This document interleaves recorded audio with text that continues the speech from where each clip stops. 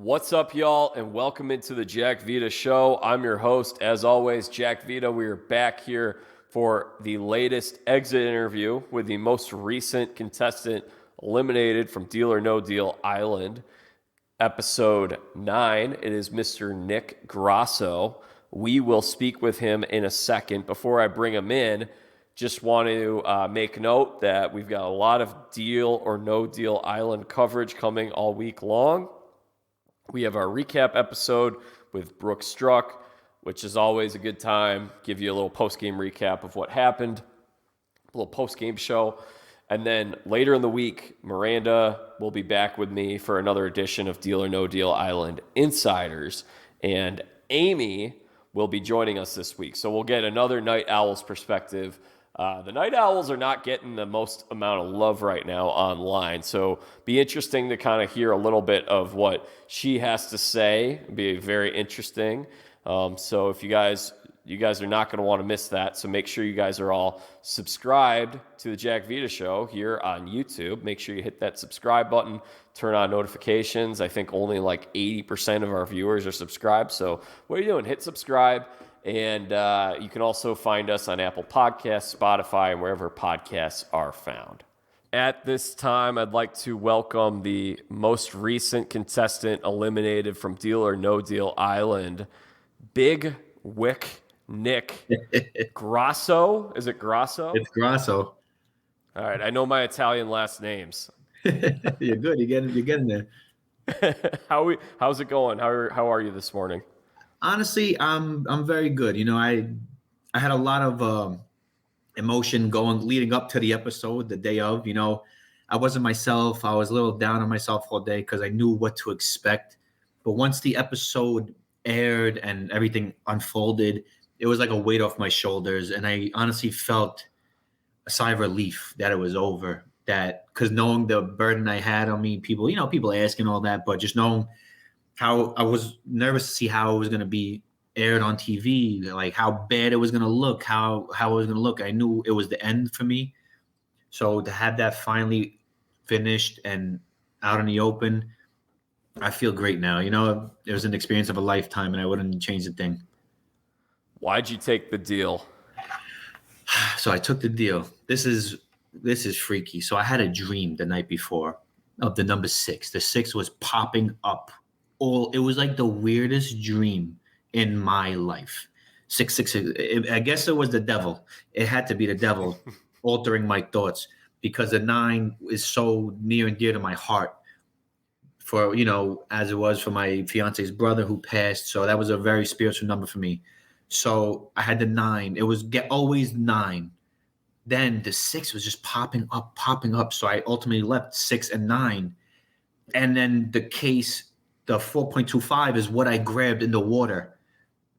So it was just like, in my head, I'm like, this makes sense. It has to be the case that I have. Like, it was just like a whole bunch of nonsensical math that I was doing that made no sense in real life. And ultimately, I chose my mind over my heart. And I got to stick with my decision. I made it. And I can't have any regrets because then I'll be miserable the rest of my life. So I'd rather not. Any frustrations with maybe the format of the show? Because, the question is, did you get a good deal or a bad deal? And I'd say like 4.417 million, the highest offer. That's a pretty good deal, right? That's a pretty freaking good deal if you ask me. But yeah, it sucks, but it's a brand new show. You got to lose somehow. Someone got to win. Someone got to lose. So you can't go off of, I made the highest deal. It is what it is. And also the prizes increase as you play. So like that 4 million 5 weeks ago was only $1 million so it's just relative to the games and to the time as you're on the island. So, you could fault the game. Nothing's perfect. You could fault anything in any way, but you're not going to win it all, and nothing is ever going to go completely according to plan. There's always going to be a little something.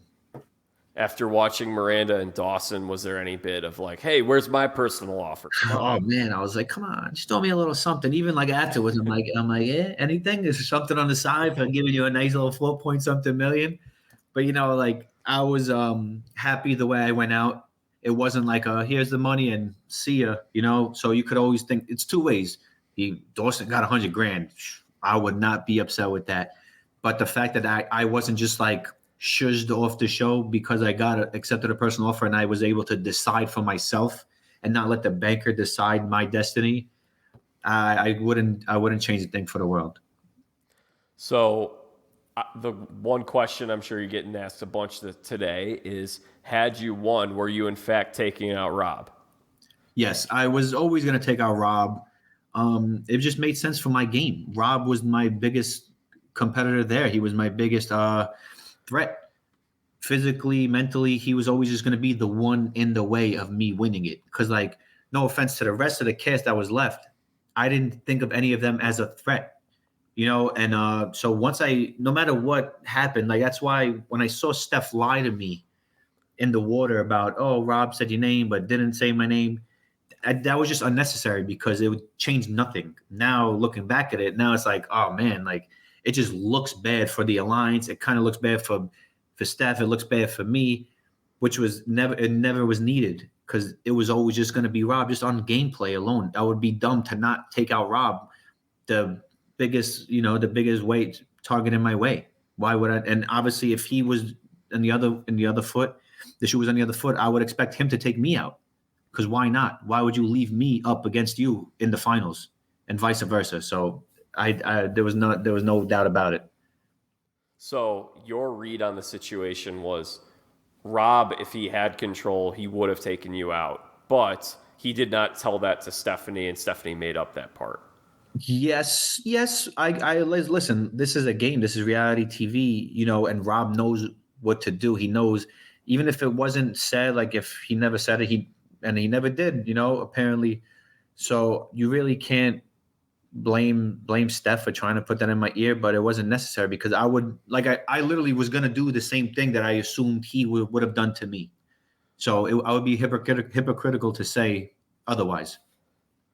All right. So yeah, I think that you were really starting to emerge here as the biggest threat to Rob's game, as you won the last two immunities. One of those you did win with him, but then last week you won it without Rob. Yeah. And my question to you, as we sort of speculated last week, I asked Dawson and Miranda this, was there a part of you, and I know it can be easy for you to say revisionist history and say whatever, but I was curious, did you at all in the early stage of the game not go your full hardest in the challenges to try to downplay maybe some of the fact that, one, you don't have to put blood on your hands by making a big decision early on, and two, not be perceived as quite as a threat? And then did you turn it on later in the season? Is that what happened? I mean, honestly, in the beginning, I wanted to win every challenge. Then I realized it wasn't really in my hands. A lot of these challenges were based on like blind luck. I'm throwing a bag from a tree, you know, like I picked the wrong path down a mud pit. So I'm trying to win it all. It's just not falling into my hands. So I can't say that I didn't want to win every challenge, but then you start to realize once you're in the position of power, it's not necessarily the best for you. Because like you said, when I won the immunity and the ability to choose who was going to play the banker, it put a lot of heat on me. Rob told Aron to speak to me. He didn't want to speak to me. I chose Dawson. I did a little, I rigmarole. Dawson deserves to play. He didn't play. But Rob's not dumb, and he knows where the game was going and that I was actually a bigger threat than I guess it was perceived in the beginning of the show. You mentioned Aron didn't want to talk to you. Could you read that when he was making that? Was it like a half-hearted pitch kind of thing? Yeah, he like came up to me, was like, and I was like, well, listen, the decision's already made. He's like, nah, like he seemed like defeated at that point, but he came to me. I know he didn't want to. It's tough. Listen, we're in a rough environment. Everybody's out of the element. So I get it. I get it. So, but I think he knew it was inevitable at that point. Was there anything from last night's episode that you saw on the air that surprised you, or did not make the air that you were surprised? Oh, I thought that we would have seen that, because that would maybe add a little more context to the story. Probably the dream portion of why I picked 6 instead of 9, Yeah. Because that's why I picked 6 instead of 9. I had the freaking dream. Apparently, I thought I was a gypsy or a fortune teller or something, which I'm apparently not. So that, and also and the little lie that Steph told, like I said before, it wasn't necessary. It was just a little like extra for nothing moment that caused a little rift for the people watching. And now, what is going on? Why'd you trust Steph? You shouldn't have trust Steph.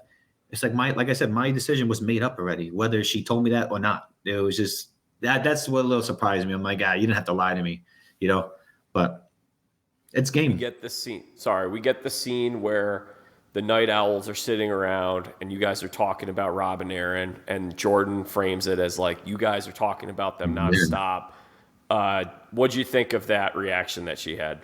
I want to say I didn't agree with how she perceived it, how she displayed it. And listen, everybody has their own ways about themselves.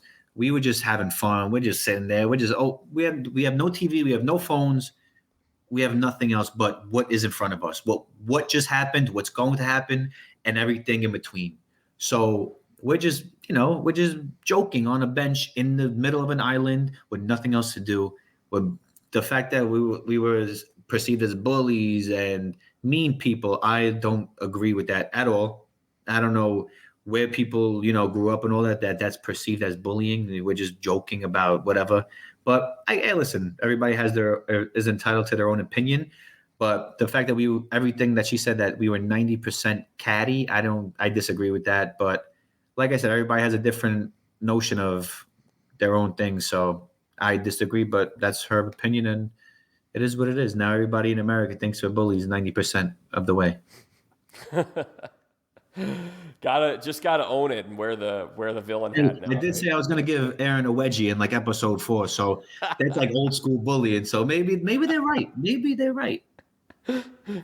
Oh, that's funny. The show made it seem that you were in with the Rob mob early on.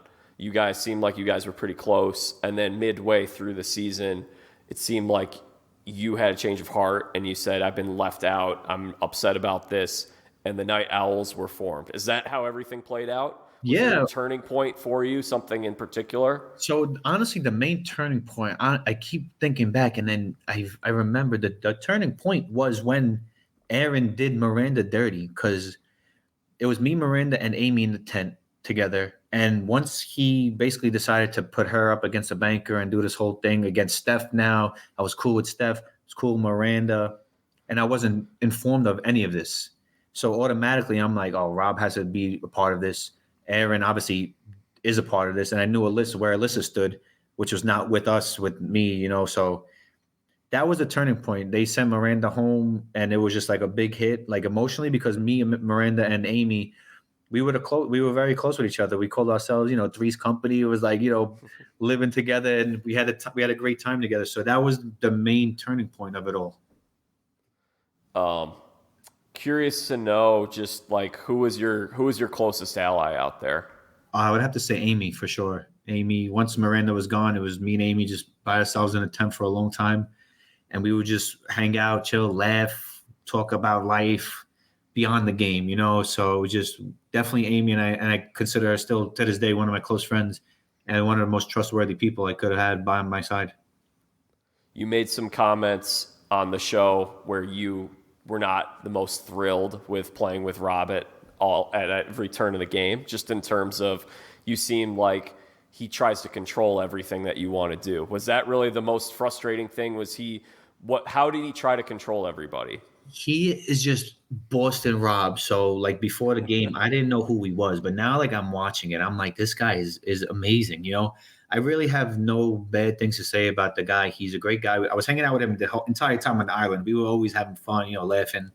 But just to see how he gets people to line themselves up for him, and he just does it with like, with his charm, the way he speaks, and he got Claudia to take a fall for him. He got. He had Aron just as his number one soldier. So it was like crazy. And Alyssa throwing this whole thing for him. It was crazy how he always just somehow, some way either controlled it, was always safe, probably every other challenge. it was just it was poetry in motion. Now looking back at it, but when you're there, you're like, oh my god, this guy again, this guy again, this guy again. Like, come on, when is it going to be me? You know, and so that's the point where it gets a little frustrating. But like he's been doing this forever, and he's mastered it. Let me get your take on the Stephanie and Alyssa confrontation from a couple weeks back. Oof. Well, you know, I was team Steph on that all the way. You know, a lot of us, we're not, you know, we have different point of views about each other. You know, some of us don't speak anymore. We don't really speak. I haven't spoke with Alyssa in a long time. You know, I speak to Steph here and there. I speak to the rest of the people here and there, if not every day. You know, I thought it was, you know, rightfully so. Alyssa started a whole confrontation with Steph when Joe asked her, what does she think? She said she doesn't care. She's not paying attention. And then Steph just, you know, broke her down with her words and the way she carries herself, you know. So it was very emphatic. It was a wow moment for sure. It was what TV needed, maybe, I think. You know, I think the people loved it. And honestly, being there first row, me and Amy definitely loved it. So it was a good moment for us. As the Night Owls as well. So it was a good thing for the Alliance. Nick, we're about to wrap up here. Last thing I want to know, can you tell me about the confrontation last night between Rob and Steph? What happened there? That honestly just sucked for me because, like Aron said, he's like, dude, this is not fair to Nick. And in the moment, like, it just takes all the air out of the room. It takes all the energy away from me. You know, I kind of lost my mojo, you know, like I'm you know, me, I'm just like up, happy, exciting. And then they're just arguing, and I'm just like, come on, right now, dude. Like, I get it. It is what it is. You guys got to get it out. But this is my time, man. Let me have some fun. Let me have fun with it. Enough of this for at least for like 20 minutes, please. You know. But it is what it is. It happened, and you got to roll with it. What started it? It was when I think Rob asked like if I was playing, and I was like, yes, I'm hearing my name coming out from so and so, and then I think Steph murmured something under her breath, like, and then Rob says, "What you say?" And then there's this whole thing. She's like, "I don't think you were trustworthy with Nick." And then who's trustworthy with Nick? And I'm like, damn, these guys are fighting over me. I'm like, I don't want this fight over me. I am taken. Enough. Let's end this. You know, let me play against the Bankets. It's nerve-wracking enough. I got to deal with you. But I think that's what started the whole thing. Nick, thank you so much for your time today. Would you like to plug your social media or promote anything while you're here? Yeah, thank you, Jack, for having me. You know, follow me on Instagram, Nicky G, NICKYY__G. Other socials, you can find the links to it. Instagram, it's a little off with a letter or two. I'm going to be dropping a little website coming soon. People are asking me about like the workouts, how I got in shape for the show. I got the big wick Nick candles coming and all that. I got the cardboard cutouts. Did I show you the cardboard cutouts? Did you see it? No, you got it? Go show us. Jack, come on. So I bought this cutout for my fiance when I was leaving for the show. You know, I didn't want her to be home alone.